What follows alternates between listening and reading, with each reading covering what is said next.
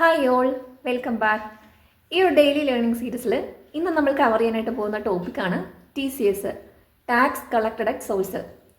ഇതിൽ നമ്മൾ ഇന്ന് കവർ ചെയ്യുന്നുണ്ടാവുക എന്താണ് TCS, അതുപോലെ തന്നെ ഏതൊക്കെ ഐറ്റംസ് അല്ലെങ്കിൽ ഗുഡ്സ് ആണ് TCSൻ്റെ സെക്ഷനിൽ വരുന്നത്, അതിൽ നമ്മൾ ചാർജ് ചെയ്യേണ്ട റേറ്റ്സ് എങ്ങനെയാണ്, ത്രെഷ് ഹോൾഡ് ലിമിറ്റ് എങ്ങനെയാണ്, അതുപോലെ തന്നെ നമ്മൾ ഏതൊക്കെ റിട്ടേൺസ് ആണ് ഗവൺമെൻറ്റിലേക്ക് ഫയൽ ചെയ്യേണ്ടത്, അതുപോലെ ഇതിൻ്റെ ഫണ്ട് റെമിറ്റൻസ് എങ്ങനെയാണ്, ഇത്രയും കാര്യങ്ങൾ നമുക്കൊന്ന് നോക്കാം. സിമ്പിളായിട്ട് പറയുകയാണെങ്കിൽ TCS എന്ന് പറയുന്നത് ഒരു ഇൻഡയറക്റ്റ് ടാക്സ് ആണ്. ഒരു സെല്ലർ ഒരു ഗുഡ്സ് അല്ലെങ്കിൽ ഒരു സർവീസ് സെല്ല് ചെയ്യുന്ന ടൈമിൽ അതിൻ്റെ ക്യാഷ് കളക്ട് ചെയ്യുന്നുണ്ടാവും കസ്റ്റമറിൻ്റെ കയ്യിൽ നിന്ന്. ആ ക്യാഷിനോടൊപ്പം തന്നെ TCSും കൂടി കളക്ട് ചെയ്തിട്ട് ഗവൺമെൻറ്റിലേക്ക് പേ ചെയ്യുന്നൊരു മെക്കാനിസമാണ് സിമ്പിൾ ഇതിനുള്ളത്.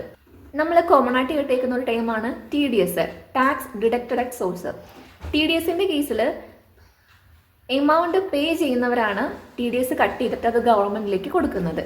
അതേസമയത്ത് TCSലേക്ക് വരുമ്പം എമൗണ്ട് കളക്ട് ചെയ്യുന്നവരാണ് TDS കൂടി കളക്ട് ചെയ്തിട്ട് ഗവൺമെൻറ്റിലേക്ക് റിമിറ്റ് ചെയ്യുന്നത്. ഇതാണ് ഇത് തമ്മിലുള്ള മേജർ ഡിഫറൻസ് എന്ന് പറയുന്നത്.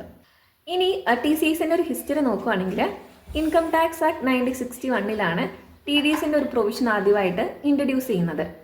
അതിനുശേഷം ഇക്കോണമിക് റീഫോംസിനൊക്കെ മുന്നേ തന്നെ TDSൻ്റെ സ്കോപ്പ് കുറച്ചുകൂടി എക്സ്പാൻഡ് ചെയ്തിട്ടുണ്ടായിരുന്നു. അതിൽ അവർ ഇൻക്ലൂഡ് ചെയ്തത് മിനറൽസും ഫോറസ്റ്റ് പ്രൊഡ്യൂസേഴ്സും ഒക്കെ ആയിരുന്നു. 2000 ആയപ്പോഴത്തേക്കും ഡിജിറ്റൽ ഇന്ത്യ ഇനിഷ്യേറ്റീവ് എന്ന് പറഞ്ഞൊരു പ്രോഗ്രാം വന്നു. അതിൻ്റെ ഭാഗമായിട്ട് നമ്മൾ TCSൻ്റെ ഫയലിംഗ് എല്ലാം ഓൺലൈനാക്കി മാറ്റി. പിന്നീട് 2010 ഇതിൻ്റെ സ്കോപ്പ് കുറച്ചുകൂടി എക്സ്പാൻഡ് ചെയ്തത്. അതിലേക്ക് നമ്മുടെ ഈ മോട്ടോർ വെഹിക്കിൾ, അതുപോലെ തന്നെ ഓവർസീസ് ടൂർ പാക്കേജ്, ഇങ്ങനെയുള്ള കാര്യങ്ങളും കൂടി ആഡായി. ഇക്കോണമിക് റീഫോംസിൻ്റെ സമയത്തായിരുന്നു ടാക്സ് അഡ്മിനിസ്ട്രേഷൻ കുറച്ചുകൂടി മോഡേണൈസ് ചെയ്യാനായിട്ട് TDSൻ്റെ റൂൾസ് എല്ലാം റിഫൈൻ ചെയ്തത്. ആയിട്ട് 2020 ടോൾ കളക്ഷനും അതുപോലെ ഫോറിൻ റെമിറ്റൻസ് എല്ലാം ഇതിൻ്റെ ഭാഗമായിട്ട് വന്നു. TCSൻ്റെ മെയിൻ ഒബ്ജക്റ്റീവ്സ് ആയിട്ട് പറയുന്നത് ടാക്സ് ഇവേഷൻ റെഡ്യൂസ് ചെയ്യുക, അതുപോലെ തന്നെ ഇക്കോണമിക് ട്രാൻസ്പെറൻസി കൂട്ടുക, ദെൻ ക്യാഷ് ട്രാൻസാക്ഷൻസ് എല്ലാം മോണിറ്റർ ചെയ്യുക, റവന്യൂ കളക്ഷൻ എല്ലാം ഇംപ്രൂവ് ചെയ്യുക, ഇത്രയും കാര്യങ്ങളാണ്. ഇനി നമുക്ക് മേജറായിട്ട് ഏതൊക്കെ ഐറ്റംസ് ആണ് TCSൻ്റെ അണ്ടറിൽ വരുന്നതെന്ന് നോക്കാം. അതിൽ ആദ്യമായിട്ട് alcoholic liquor for human consumption ഉണ്ട്. ടെൻഡു ലീവ്സ്, നമ്മൾ ഈ BD ലീവ് എന്നൊക്കെ പറയില്ലേ, BD ലീവ്സ്, അതൊക്കെ അതിൽ വരുന്നുണ്ട്. അതുപോലെ തന്നെ toll plaza, parking fee collection, then cast അയണിൻ്റെയും അതുപോലെ തന്നെ അയൺ, ഇതിൻ്റെയൊക്കെ സ്ക്രാപ്പ് സെയിൽ വരുന്നുണ്ട്. ടിമ്പർ, വുഡൻ പ്രൊഡക്ട്സ് ഒക്കെ വരുന്നുണ്ട്. മോട്ടോർ വെഹിക്കിളിന്റെ സെയിൽ, പ്രൊഡ്യൂസ്, ഇത്രയും കാര്യങ്ങളാണ് ഇതിന്റെ ഒരു കാറ്റഗറിയിൽ വരുന്നത്. ഓരോ സെക്ഷനിലും ഏതൊക്കെ റേറ്റ്സ് ആണ്, എത്ര ത്രെഷ് ഹോൾഡ് ലിമിറ്റ് ആണെന്ന് നോക്കാം. അതിൽ ആദ്യമായിട്ട് ആൽക്കഹോൾ ലിക്വർ ഫോർ ഹ്യൂമൻ കൺസംഷനിൽ എല്ലാ ബിവറേജസും വരുന്നുണ്ടാവും. ഇതിൽ ത്രെഷ് ഹോൾഡ് ലിമിറ്റ് ഒന്നും കറണ്ട് ഇല്ല. ഇതിന് ചാർജ് ചെയ്യുന്നത് 1% ആണ് TCS. ഫോറസ്റ്റ് കോൺട്രാക്ടേഴ്സിനാണ് 10 ലീവ്സിന്റെ TCS വരുന്നുണ്ടാവുക. 5% ആണ് ഇതിന്റെ റേറ്റ്. അതുപോലെ വുഡൻ പ്രൊഡക്ട്സിനും ഫർണിച്ചർ റോ മെറ്റീരിയലിനെല്ലാം വരുന്ന TCS 2.5% ആണ്. അയണിന്റെയും കാസ്റ്റ് അയണിന്റെ ഒക്കെ നമ്മൾ സ്ക്രാപ്പ് സെയിൽ പറഞ്ഞിരുന്നല്ലോ, അതിന് ത്രെഷ് ഹോൾഡ് ലിമിറ്റ് ഉണ്ട്. 2 lakhന് മുകളിൽ പോയാൽ TCS കളക്ട് ചെയ്താൽ മതി. 2% 1% ആണ്. അതുപോലെ കോൾ, അയൺ ഇങ്ങനെയുള്ളതും ഈ ഒരു കാറ്റഗറിയിൽ വരുന്നതാണ്. 2 lakhന് മുകളിൽ പോയിട്ടുണ്ടെങ്കിൽ 2% TCS കളക്ട് ചെയ്യണം. നമ്മൾ കോമൺ ആയിട്ട് കേൾക്കുന്ന മോട്ടോർ വെഹിക്കിൾസ്, അത് കാറാണെങ്കിലും അത് ബൈക്കാണെങ്കിലും ഏത് കാറ്റഗറിയിലും വരുന്നുണ്ടാവും. 10 lakhന് മുകളിൽ പോയിട്ടുണ്ടെങ്കിൽ 1% നമ്മൾ TCS കളക്ട് ചെയ്യണം. ടോളിൻ്റെ കേസിൽ ഹൈവേ ടോൾ പ്ലാസ ഓപ്പറേറ്റേഴ്സ് ആണ് TCS കളക്ട് ചെയ്യേണ്ടത്. ത്രെഷ് ഹോൾഡ് ലിമിറ്റ് ഒന്നുമില്ല, 1% കളക്ട് ചെയ്യണം. ഇനി കുറച്ച് ഇമ്പോർട്ടൻ്റ് ആയിട്ടുള്ള നോട്ട്സ് നോക്കുകയാണെങ്കിൽ TCSൻ്റെ റേറ്റ് നമ്മൾ കണ്ടിരുന്നു കോമൺ ആയിട്ട് 1%, 2% എന്നൊക്കെ. ഇൻ കേസ് ഈ TCS തരുന്ന ആൾക്ക് പാൻ ഇല്ല എന്നുണ്ടെങ്കിൽ ഈ റേറ്റ് ഡബിൾ ആവുന്നുണ്ടാവും. ഒരു മോട്ടോർ വെഹിക്കിളിൻ്റെ കേസിൽ നമ്മളൊരാൾക്ക് ഒരു കാറ് സെയിൽ ചെയ്യുന്നു, ആ കാറ് വാങ്ങിക്കുന്ന ആൾക്ക് പാൻ നമ്പർ ഇല്ല. അപ്പോൾ നമ്മൾ 1% TCSന് പകരം 2% TCS നമ്മൾ അയാളുടെ അടുത്ത് നിന്ന് കളക്ട് ചെയ്യുന്നുണ്ടാവും. അതുപോലെ തന്നെ ചില കേസിൽ കൺസെഷൻ റേറ്റും നമുക്ക് അവൈലബിൾ ആയിരിക്കും. എക്സ്പോർട്ടിൻ്റെ കേസ് നോക്കുകയാണെങ്കിൽ നോർമലി എക്സ്പോർട്ടിന് TCS ആപ്ലിക്കബിൾ അല്ല. ഫോറിൻ റെമിറ്റൻസ് ആണെങ്കിൽ അതിൻ്റെ ത്രെഷ് ഹോൾഡ് ലിമിറ്റ് വരുന്നത് 7 lakh ആണ്. അതിൻ്റെ TCSൻ്റെ റേറ്റ് 5% ആണ്. ഇനി നമുക്ക് ജേണൽ എൻട്രിയിലേക്ക് നോക്കാം. ജേണൽ എൻട്രി നമ്മൾ രണ്ടായിട്ട് ഡിവൈഡ് ചെയ്യുന്നുണ്ട്. ഒരു സെല്ലറിൻ്റെ പോയിന്റ് ഓഫ് വ്യൂയിലും അതുപോലെ തന്നെ ബയ്യറിൻ്റെ പോയിന്റ് ഓഫ് വ്യൂയിലും.